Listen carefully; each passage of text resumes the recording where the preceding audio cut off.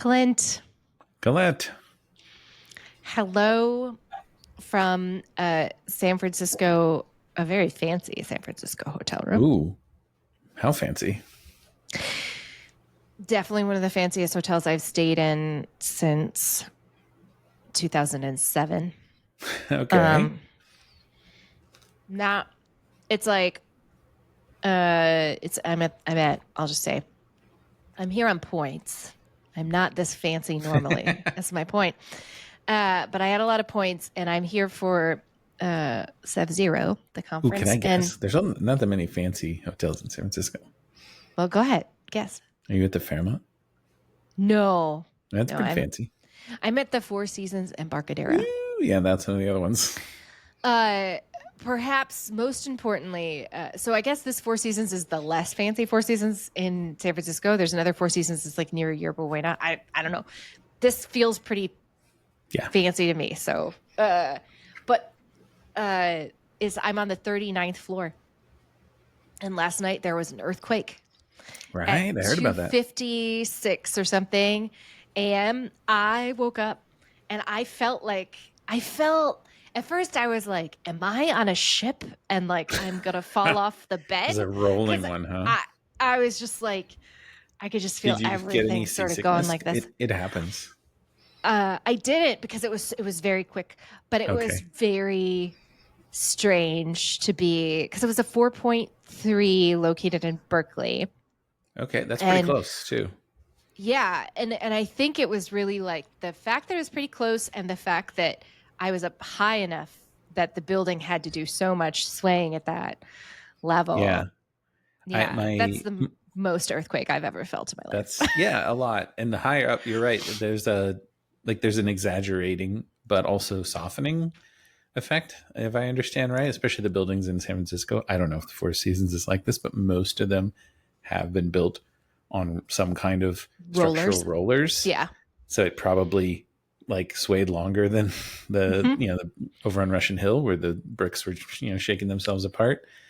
But my uncle was in the Loma Prieta quake. He was in the top of the Trans America building during that, and he said it just kept swaying and swaying for like 3 or 4 minutes, and he just went Wow. over on the window and was like looking out the window, and there were people in there getting seasickness Yeah. from the swaying because it was just so unpredictable and going so long. I've actually gotten seasickness once from an earthquake. I was here in LA, and it was in Ridgecrest, which is like 100 plus miles to the northeast. But it was like a 7.1, and it swayed in our house for a good 30 seconds. It was the scariest Wow. quake I've ever experienced. We were all having dinner, and we like started to think, should we be getting under the table? Like everything's kind of just moving in the house, and all of us were like, "Oh, this doesn't feel good," and then it stopped. So, and the pool was like sloshing like foot high waves in the Wow. backyard. Yeah, Yeah, earthquakes are wild. they are, and that whole moment of like, should I be doing something right now? You're just like, Yeah, especially if you just woke up, you were like dead asleep, and then you're like, I'm in an earthquake. It like took a second to realize I'm in an earthquake, and then I was like, should I like go to the doorway? Is that a thing? Like, what do I need to do? yeah. And then it sort of like settled down, and then I sort of waited, and I didn't hear a single alarm. I didn't hear like there was no like insanity happening in the aftermath. And so I was like, well, I guess I'll just go back to sleep. I like texted my husband. I was like, wild earthquake, just in, totally fine. I'm Gonna actually go curious. sleep Did you now. look up to see? Like, did you go like Google? Like, is there an earthquake? Or like, Yeah, I did. that's what I I usually did. do. Cause I was like, yeah, I was immediately like, oh, I mean, this is the first time that I've been in an earthquake where I was certain it was an earthquake. Like Yeah, I had no doubt in my mind. So I was Googling more just to be like, I wonder where it originated and what the level of that right. was. Whereas before I've been in earthquakes, I've been like, that was really weird. Was that just an earthquake? Including in New York City, which was like, I think Or the was it last just a earthquake I big was in. truck? Yeah. Or I was in an earthquake when I was in graduate school in LA, and there was like a 4 point, I think it was a 4.1 or something that hit overnight, and I woke up, but it was like I was confused about what was happening. I didn't really understand. So Interesting. Getting woken up confused about urgent conditions sounds familiar. And Yeah. not knowing Yeah. exactly what to do about them or whether you should get help or The whole do. hotel got paged last night. Um, Yeah, exactly. I was at breakfast and it was like, a bunch of, people, solitary travelers having their breakfast. But as soon as I like turned to somebody and was like, so the earthquake was last night was pretty wild, huh? Everybody was like, ooh, wanted to Oh, talk about it. finally we can talk about it. People want to talk about those confusing situations. They Yeah. do. Yeah.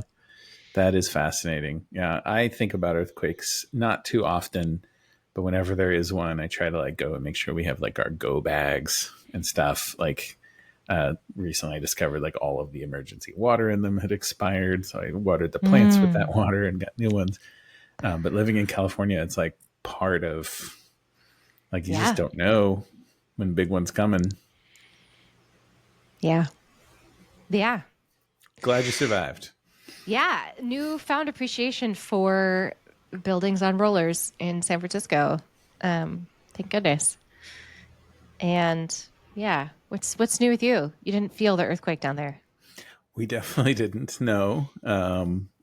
We usually don't feel them when they're up there. Um, I have been transitioning at work from a kind of a multifaceted role where I'm like doing some resilience and doing some incident response and doing some engineering work to just like deep, deep, deep engineering. And it has absolutely been like making me a little sad to like withdraw from the other stuff that I care so much. So I'm excited to do this. But wait, not work stuff. Ooh, I got ASA 103 coastal cruising certified yesterday Ooh, for sailing. So nice. that is the second level. For some reason, there's no 102, or if there is, no one does it. But yeah, I did ASA 101 15 years ago in San Diego. And then I had a bunch of children, and I just didn't want to take them on the sailboats. And now they're old enough to take on sailboats and not have me be freaking out. So I Yeah. got my 103, and we're going to take some big boats and go to Catalina soon. That's so exciting. Yeah. I watched the documentary about the 52 hertz whale on the airplane, which made me cry. But also, most of the time when I watch movies that are even like a little bit sad on an airplane, I cry because apparently being up in the air makes you more emotional. Does it? Yes, I've like read this as like a fact, like, No which wonder is I watch why like movies on planes. you should not watch like The Notebook on an airplane because it's like, or something like that. But do you know about the 52 hertz whale? No, I don't. What is that? Oh, so some scientists, so anybody can go and Google this, but some scientists found a whale that has a whale song, a male whale, because only male whales sing, I guess, a whale song that is at 52 hertz and no other. Their assumption, at least like back in the 90s when they found this, or maybe even this, I don't know, their assumption was that it couldn't communicate with any other whale because all other whales have like all other species of whale that scientists have identified in their whale song Different frequency. are at different frequencies. And so they were like, what's up with this 52 hertz whale? Like, this is wild. And they were like, and at the same time, I guess a scientist had also noticed that there was a pod, they had done a genetic sample on a whale that was with a mixed pod of fin and blue whales that seemed like it might be a whale hybrid. And so there was a kind of theory about that this whale would have been a hybrid whale Mm. and maybe traveling with a pod but not able to like communicate because it was communicating at 50. Anyways, wild, interesting stuff if you go down the Google rabbit hole. And also kind of a social media darling. Like I think Leslie Jameson, who wrote a really great article about earthquakes, I believe, like a really great article about an earthquake, like the big one, also wrote an article about 52 hertz whale. And Sky made this documentary about it. And it's right now it's on, if you fly Delta, you should be able to watch it. I usually fly Delta. Maybe I'll check it out. But I brought this up because they travel precisely that area that you're talking about doing the like In the Channel Islands. yeah, so right around there is where 52 whale. So anyways, they found out that it might be more than one whale. Now they have So some not evidence alone. that there's more than one. Um, but yeah, so you should like keep an eye out for whales. I guess I there's a I lot of have whales out there. in my training for my 103, I saw a lot of dolphins, which is amazing. Like I Oh, don't care who yeah. you are. Like It's if so you don't magical. Yeah. just go like, ooh, dolphins, you probably don't have a heart. And it's amazing every time, even if there's only four of them, like, and they're just the coolest animals. I've only seen like one whale in the channel before, when I wasn't like on a whale watching boat, but it Mm. was a juvenile humpback, and it was majestic. So Oh, the ocean's amazing, and I used to go in it's it a so lot cool. more. And it's scary to take your kids in the ocean, It so is. I'm feeling excited to like get back to that for Well, I'm sure. so And excited sailing that you is get such to a go out like now. safety centered activity. Like if you want to have a hobby where you can apply your resilience engineering and safety learning, like the sailing guys were eating up some of the stuff I was talking about, safety one, safety two. Like some of them had read it before actually, but they didn't really get it. You know, they're very much creatures of tradition and habit. Oh, yes. But definitely like that's all ASA 103 is here's what to do in this emergency, here's what to do in that emergency, and here's what to do in those emergencies. And Oh, so having wow. like wow, this is actually kind of cool. They're giving me positive things. Like one of the things that they say is there's all these rules about who has to give way in on the water. And one of the guys was like, I don't really like how they say there's a give way and a stand on boat.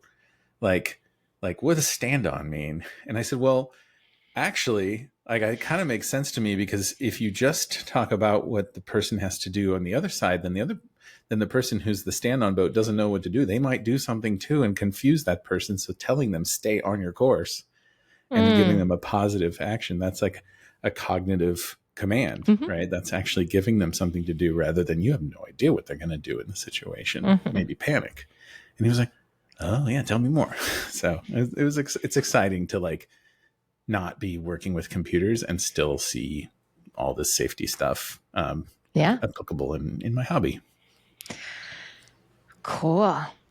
Um, we're to transition into safety nerd territory. We're alone today. Um, and we went through some new questions that came in. As a reminder, everybody, thisisfinepod.com has a link to our Google form, and you should follow it and ask us questions because we need you to ask us questions. Um, We're never so alone if you ask us good questions. exactly. And some This have. this person wrote in, what is first story and second story when it comes to writing post incident reports? Clint. You read this question to me. We were going through questions that we might answer today. And I was like excited about some of the other ones. But then this one, I went like, I don't know what that is.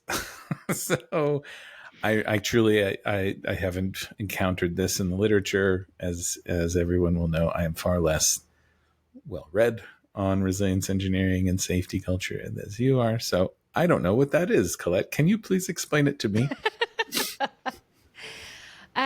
Sure. So I tried to do a quick Google because I'm sure I will get this wrong, and I will try to post some semblance of reference work in our show notes. But I did go to scholar.google.com for those of you who want my quick and easy cheat sheet. That's usually what I do when I'm trying to remember. My other option is that I use PaperPile to. So I'm going to pull those up right now so you can see me do my work in real time. So I use PaperPile as my reference manager. For those of you who are like, why the hell do you have a reference manager? Because I went to Lund. And let me tell you, it saves my butt like so many times.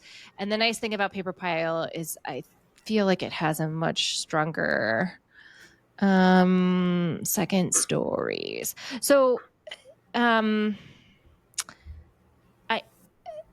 oh, when it comes to writing incident analysis, well, okay, so first of all, do you have an idea based on what first story and second story and the phrasing of the question? Because it says when it comes to writing post incident reports.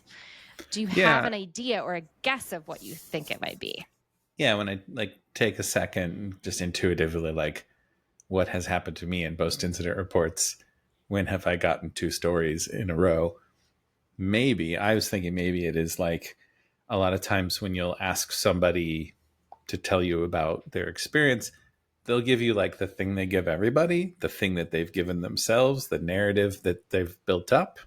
And I would call that the first story. This happens with children too. And then that you always want to like leave space for more, make space for more, invite more. That's part of one of the interviewing techniques that we worked a lot on during ACL. Uh, and a lot of times then it's like, well, and then you get something else, and or you get more, or you get a aha from them, or whatever it is. So I don't know if that's what it is, but I do know that that is a magical moment when interviewing people. So I'm wondering if there's also like sort of in our incident reports, we'll often kind of make sure you cover that first stuff because that's what everyone's been hearing, and then move on to the second. So tell me how wrong I am. No, I think you're onto something. So where I first remember encountering this, I just like made sure to double check on paper pile, is a paper by Dr. Richard Cook and David Woods, the doctors. It's called A Tale of Two Stories, Contrasting Views of Patient Safety. And it uh, it kind of talks a little bit about this idea of like the first story is the story that would get written up in like your stereotypically like discipline report, or like this is how this is the action that this person did, or that this machine had, or that this thing happened, and then this person did this, and then boom, kapow, something went wrong, something broke, and that's it, right? The Sort of the second shallow first story, account, like just it, facts. yeah, and the thing is like first stories are often true. So I think it's important to recognize that both of these stories are true. The second story tends to go deeper into broader systems and the idea of what was behind some of these events existing. I was trying to find this quote because I think it's really good. Um, So second stories examine, this is from the Cook and Woods paper. The second stories examine how changes in technology, procedures, and organizations combine with economic pressures to create new vulnerabilities and forms of failure at the same time that they create new forms of economic and therapeutic success. The result is paradoxical. Healthcare becomes, so this is a paper focused on healthcare. Healthcare becomes simultaneously more successful and more vulnerable, or vulnerable in new ways. Um, and digging for second stories is valuable because it promotes learning about systemic vulnerabilities. The efforts of individuals, teams, and organizations to make safety are limited. People and organizations may miss or misperceive the vulnerabilities and how they come together to create paths towards failure. They may rely too much on human adaptability. They may develop brittle strategies, or they may rely on past success when change creates new challenges.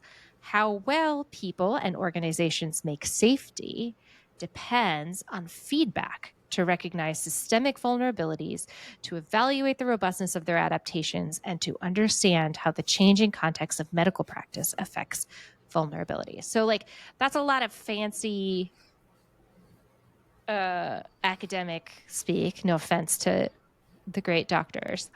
Uh, that's a lot of fancy speak to say uh, we can look at the first story of this happened, this happened, this happened. Like, let's think about, is there like a recent incident that you can like summarize in broad terms? Um, Well, like this you know what engineer popped in released my this head, piece of code. right? They didn't test it. It was untested, and it was put into production. And a feature set that had previously been running fine for a set of customers was suddenly not running, right? Not working because this code was untested and got pushed to production and broke this particular path for users. Yeah, failed to anticipate the error Yeah. state that it encountered. Like, yeah, Yeah. we've heard those types of stories are usually the best that comes out of your traditional post-incident review, post-mortem. That's yeah, I think we're used to reading those in maybe like there's a learning sharing. You'll see Yeah. those first stories. And those are the ones that are like easily digestible, easy to move past, right? Mm-hmm. Easy to judge. Mm-hmm. For sure. I Yeah. don't know. And It it made could me be think of like, like the Bow Maiden, right? yeah. Like when you were Yeah. talking about the Bow Maiden, we talked in a previous episode about that, That's a good one. where the first story you told it actually as a first and a second story Yep. too, I and did. so now that really helps me understand because that is Mm-hmm. a big part of it. There was this thing happening in front of everybody that Mm-hmm. you could grasp fairly quickly as a shallow story, drunk captain, ban alcohol, right? Mm-hmm. Without the second story, the actions taken are shallow and probably Yes. ineffective and maybe actually harmful. Yeah. And I think this is how often do we encounter incidents where, gosh, I've seen it so frequently. Uh, well, you didn't test this. Well, we have this suite of tests. It was missing the test. Okay, well, let's just add this test to the suite of tests then. Boom, boom, boom. Done. Right. We And solved it. it's not so much. So I think, and this is also funny, right? Action items are very, very easy to usually come out of first stories, right? It's very easy to look at this shallow thing and come up with like 5 different things that we can do right now. Okay, let's do this better. Let's do this better. And crucially, those things are not necessarily wrong. And the observation that you have from the first story, the facts that are present, they're not necessarily wrong. But the advocates for second stories are asking you to use the power of an incident to examine other systemic pieces if we're playing a wise game to go like 10 wise deep, right? And to say, uh, you know, how are these things this way? Like, what are the mechanisms at play in your organization that how does your test harness, who decides what goes into it? How long does it run? How long does it take engineers to run through it? These are kind of extra layers that you can add to your examination of the playing field, as it were, of the first story, and come to a much richer understanding of how your organization works. And also, I think they might be harder to implement, the sort of action items that would come out of this level of second story analysis, right? But they might be crucially very valuable to recognize, uh, to prevent whole classes of types of failure. When VPs come to you and say, I just want to make sure the same incident doesn't happen again. That's why we're going to do a 5 whys and come up with some action items and make sure that they get done in a certain amount of time. Again, not wrong, right? This is not an incorrect approach, but it is perhaps underutilizing the value of an incident in bringing value to your whole organization in terms of prevention, but also like better understanding by everybody of what's really going on. So yeah. Does Yeah, that no, make sense? I can think of a very specific recent incident where we did an in-depth incident report after, and in writing it, there was a very clear moment where we went from the first to the second story. Mm. Like it was pretty quick to get to the first story because this felt very easily understood. You had a CI/CD system that had an unusual way of making sure that things were tested before they went to production, right? That's like what we want in continuous delivery is we want to have steps in the pipeline where we reduce the likelihood that we've shipped a bad change. Introduce And failure. Yeah. yeah, and this system had a serial progression from integration and staging to environments into the production. But this system, like, if it passed its tests, it would always auto promote. But there were like whole classes of changes that the team operating it knew were not covered in the test suite. And in this particular instance, you had a new person in a very different time zone who really didn't know any of that, was just reading run books and change manuals, and didn't know that this was one of those classes of things. And so they didn't know that you're supposed to go pause the promotion, which is it's a choice the team made, and they knew it had happened before. Or I forgot to pause. Or in this case, what's really fascinating about it, so that's like the first story, was kind of like, oh gosh, okay, that person just didn't know to pause. Right. There was so much more, because actually what happened is one of the experienced people was like eyeing it and saw it was like, ooh, I got to go pause the pipeline, and paused it. And the new person was like, why is this paused? And unpaused it again. Right. Oh.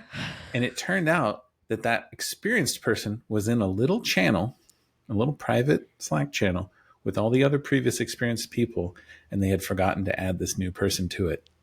And they would have seen this little notification pop saying like, danger, danger, pause the pipeline. So they had lost that coordination. And the reason that happened was the original group of experienced people had been broken up in a reorg, but they stayed together on just this one little thing. They were like, let's just make sure to watch this system because the new people aren't going to know how it works.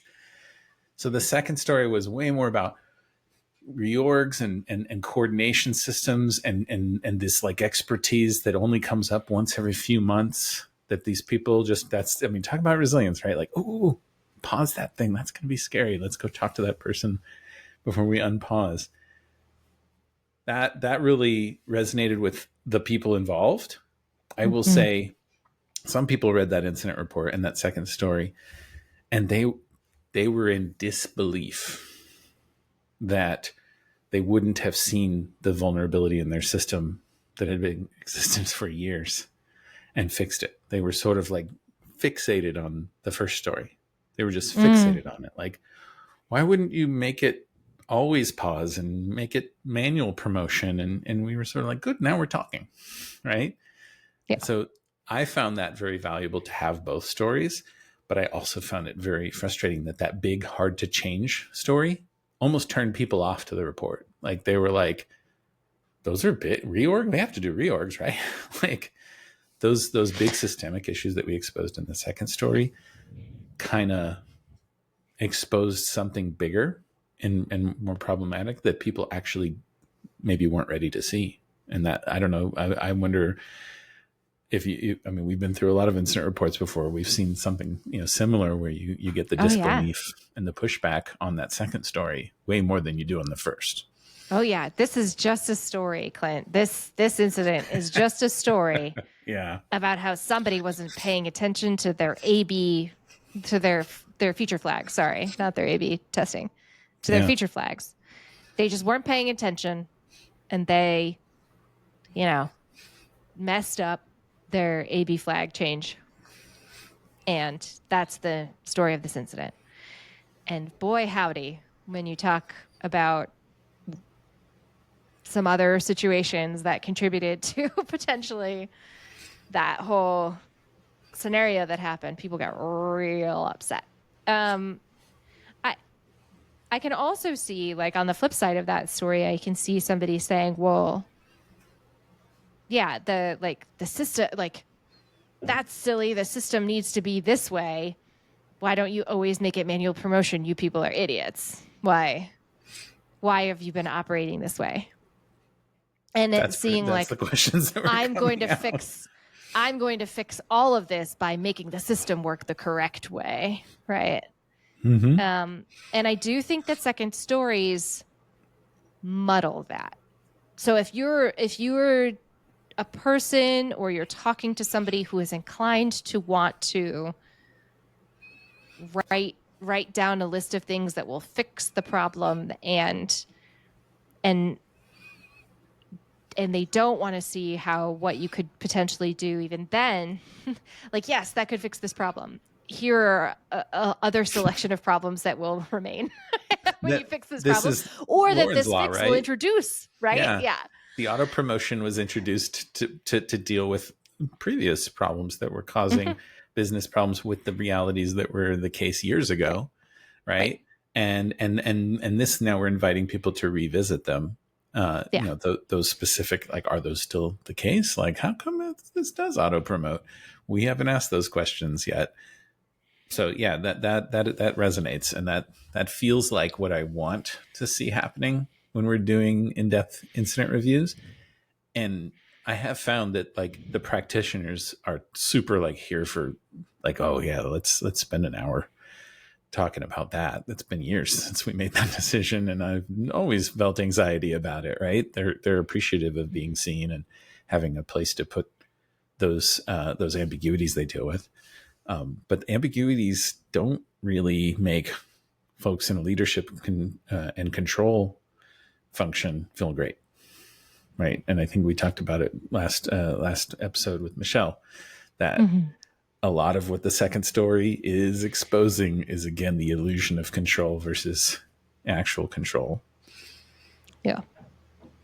Yeah, there is this I think this desire to view fixes as, you know, or view the world of fixing as a path of evolution dwindling to the final situation, wherein you will have to have no fixes. So, like, anything, everything will be perfect, and The we perfect will, system.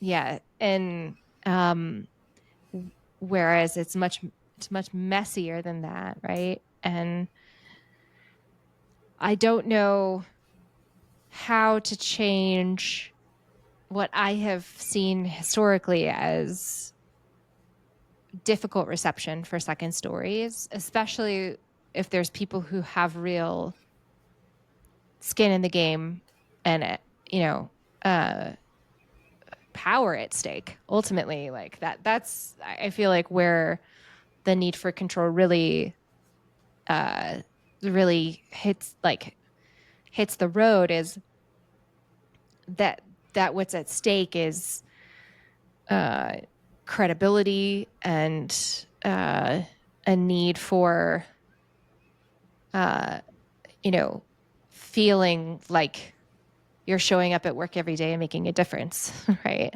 Yeah. Rather than cycling through an amorphous blob of continual chaos. Yeah. And my mind kind of jumps to, like, the old broken clock analogy, right? Like, you know, the broken clock is right twice a day versus the slightly off clock is off all the time. And in the same way, like, these second stories, they invite so many questions, that they feel like the slightly off clock, right? Like they're probably actually more useful, but they make you uncomfortable. Like, they make you think about the whole system of the clock. And whereas, like, just the first story is like, well, every once in a while we hit big, and we fix the Mm-hmm. system and it gets better, and everyone's like, wow, we made that change. It's manual promote, and we're so glad we did it. And that, like you said, there's nothing wrong with that. That is Yeah. important work, and part of resilience is doing those immediate things and giving people the confidence and the clarity to make those.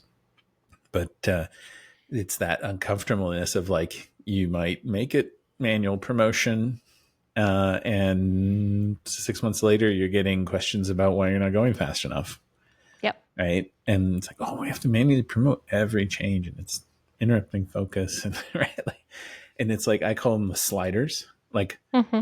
the best themes that come out of incidents where you're, like, looking for stuff, commonalities, aren't those where it's like, this was bad and this was good.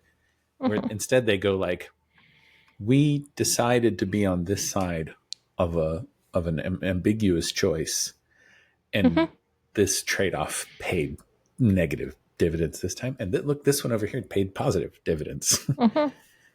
And it's hard to go, ooh, but next time those might switch places. Yeah. Those could totally be the opposite. And I just we were talking about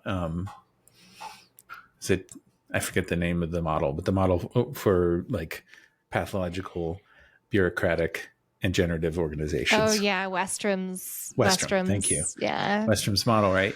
And I feel that where like if you take that model, um, pathological organizations don't have a place for second stories. Like they're they're on the path, like they're moving, right? But No, in fact, I think bureaucracies kind of pathological do. Hmm? well, pathological organizations, I think their engines require first stories and second stories don't power the organizational function if you're a pathological organization, right? They may depower it, which may actually Yeah. be a good thing, right? Well, but yeah, but there be dragons, I would say. Like you're going up against far thornier things. I like, but here's the thing, right? It's like, who are you writing the incident report for? Because if this is just an incident report you're writing to show a couple of teams to help them learn something about something and make good, like some maybe more informed decisions of actions to take that they have control over, then I think it's like, regardless of the sort of broader cultural situation you're in, like you're fine. If you're going to take this second story report and like do it at an executive level, like you might have less success there, and you might, it might even be worse because you're going to have people raining down on you of like the amount of time it takes to do second story reports is quite a lot longer, right? And so they're not the kinds of things, even in the most highly functioning like learning from incidents sort of environment I've been in, I've never seen anybody think or decide that you need to do a lot of these like these in-depth incident analyses, right? Like that is not necessarily like you will see reducing, I think, value the if you try to do too many. Uh, but if you do them every once in a while and you do them for an audience that is receptive to them, if even if that audience is not necessarily people high up, and you're still giving folks high up to, to this is to our conversation with Michelle earlier, like if they're still getting what they need in order to sort of move forward, like there's no reason that you can't do these second stories sometimes. Like, but yeah, I think the case for doing them is that helps people. They also like, there's a case around double loop learning, which is like another term that gets used a lot in the academic circles, which is about, you're learning about kind of first story level things, but you're also kind of learning about these larger organizational sort of things that you can improve or things that you can think about, like your onboarding process for new engineers, or Right. things like that, right? Like how do we, oh gosh, okay, or your reorg process and how that feeds into your onboarding process for new engineers, and how do you create space to do these things? Um, but yeah, I wouldn't. I've seen second stories not fly well with certain people in organizations of all stripes. Yeah, it's funny jumping to my sailing recent knowledge. So one of the things I learned in my recent ASA 103 coastal cruising course was something called reefing, which is not smoking interesting substances, but it is in high wind. A boat of any size has kind of like a happy place where its main sail and rigging is taking it through the water exactly where it's designed to go. And if you get more wind, it becomes a safety hazard. It'll knock the boat over further. It has some elasticity in that. It can still survive that high wind, but you're better off depowering the sails. You want Mm. to take, even though that sail could capture 20 knots of wind, it's probably better it doesn't. And so you want to Mm-hmm. like reduce the amount of sail area, and that's kind of what I'm talking about. Like where maybe these second stories will take a little bit of the wind out of the sails of the people who are running off with that first story and trying to make big changes. And it just, when they arrive, this is where these stories need to be transparent and spread. That other team at the lower level, maybe leadership's not ready to hear the second story, but that other team that has been ordered to do something has heard it, and it may matter to them, and that's where they can make a decision with those things in mind, right? So like sort of Mm-hmm. like, okay, yeah, it's really important that we get the CI/CD pipeline changed. Let's be gentle with that team that owns it, because in that second story we learned all about their challenges, and let's be patient with them, and let's make space for them, Yeah. because we can do that. And I feel like that has happened. I've seen that happening with well-informed, widely disseminated incident reports. Like the magical point is when somebody comes back to you with the incident report you wrote a year ago and goes, hey, this is kind of like that, right? Like that's happening again, right? And it's like, oh, I matter. Like my work made a difference. So it shouldn't matter. I agree that like if whoever's ready to hear it hears it, and whoever's not probably doesn't. Yeah. Yeah. Uh, first story, second story in healthcare too. Like I want to, I want to roll back a little bit in, we have in tech, the kind of blameless culture really caught on, I think, pretty quickly. Like many people have different versions of what that means, but at least people purport to want to be blameless a lot, right? Whether that happens or whether that, it remains to be seen. I think in particular in healthcare, that blamelessness thing has not always been there and didn't catch on as well as it has in tech. And I really have seen that second stories help reduce that blameful mindset um, that people tend to have, where it's like, oh, what you'll hear a lot in safety circles is when the first stories happen, usually the very standardized response is there, well, we will have more training. We will have more employee training so that they know not to do this thing, And more regulations, more not rules. to do this stupid thing that they did. Right. And I think second stories really challenge that whole setup and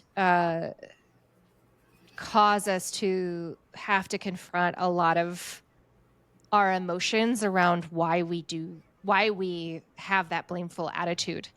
And because if the second story is also true, then all of this emotion that wants to go towards someone for being so stupid or doing something so dumb doesn't have anywhere to go, and it's left with us to wrestle with.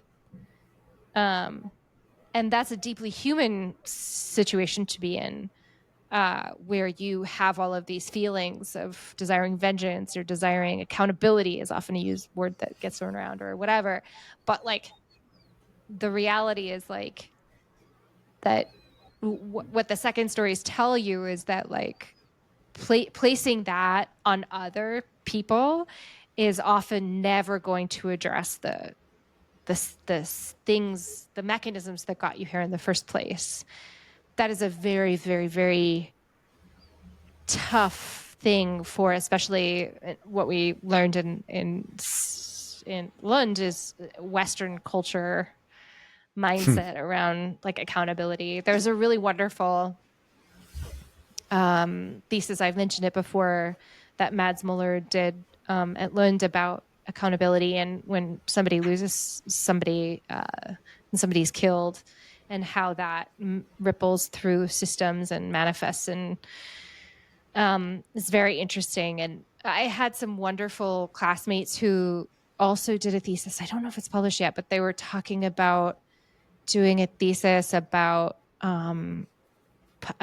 this particular court, for a specialized court for flight attendants. Like, so it's like illegal to show up drunk if you're like a pilot, and right, you can't have any alcohol in your system at all. And they were telling me about like doing interviews with judges and stuff about how they manage that when that happens, when somebody shows up drunk and they get called out, and um like how you deal with that as somebody in your system, right? Yeah. uh it's very interesting, and it's very, again, just like the Bow Maiden story where the captain was drunk. It's a very clear cut story, right? Let's fire him and let's ban alcohol on ships, and then we'll have fixed our problem.